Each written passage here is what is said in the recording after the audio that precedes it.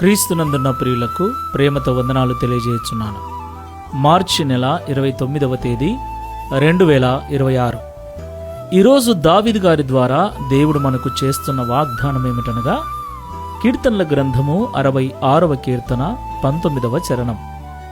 నిశ్చయముగా దేవుడు నా మనవి అంగీకరించి ఉన్నాడు, ఆయన నా విజ్ఞాపన ఆలకించి ఉన్నాడు. ఆమేన్.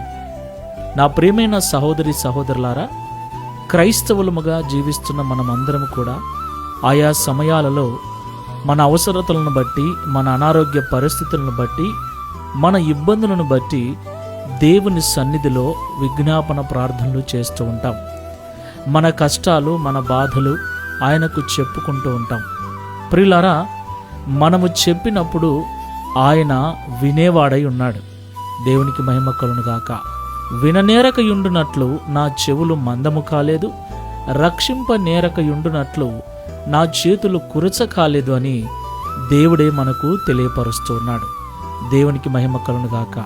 ప్రియులారా, దేవుడు ప్రేమ కలిగినవాడు, కనికరము కలిగినవాడు. ఒకవేళ తెలుసో తెలియకో ఏ కారణాన్ని బట్టైనా సరే మనం ఏదైనా పొరపాటు చేసినప్పుడు, తప్పు చేసినప్పుడు, పాపము చేసినప్పుడు సాధారణంగా దేవుని సన్నిధికి దూరంగా ఉంటాం. ప్రార్థన చేసుకోవటానికి మనసు రాదు. అలాగే భయంకరమైన కష్టాల గుండా వెళుతున్నప్పుడు కూడా ప్రార్థించటానికి మనసు రాదు.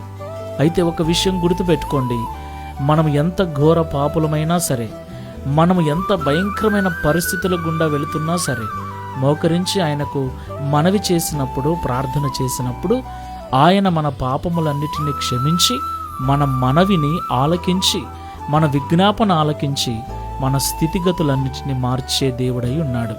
దేవునికి మహిమ కలుగును గాక.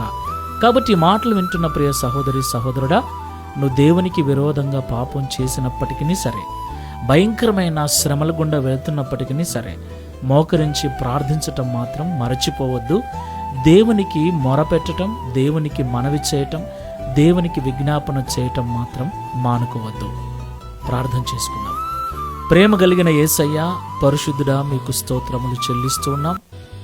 నా తండ్రి, ఉదయకాల సమయంలో మీరు మాట్లాడిన ప్రతి మాట సత్యమునైనా. నిజంగా కొన్నిసార్లు భయంకరమైన శ్రమలు, బాధలు, కష్టాలు చుట్టుకొని ఉన్నప్పుడు మోకరించి ప్రార్థించటానికి మనస్సు రాదు. మందిరానికి వెళదామంటే, బైబిల్ చదువుదామంటే కూడా ఏమాత్రము కూడా మనస్సు ఒప్పుకునేటువంటి భయంకరమైన పరిస్థితుల గుండా మేము వెళ్తున్నాం. అలాగే కొన్నిసార్లు పాపము చేసినప్పుడు, అది తెలిసి చేసినా తెలియక చేసినా, నీ సన్నిధిలో మోకరించి ప్రార్థించాలంటే ఏదో వ్యతిరేక భావము, చులకన భావము మాలో కలుగుతుంది తండ్రి.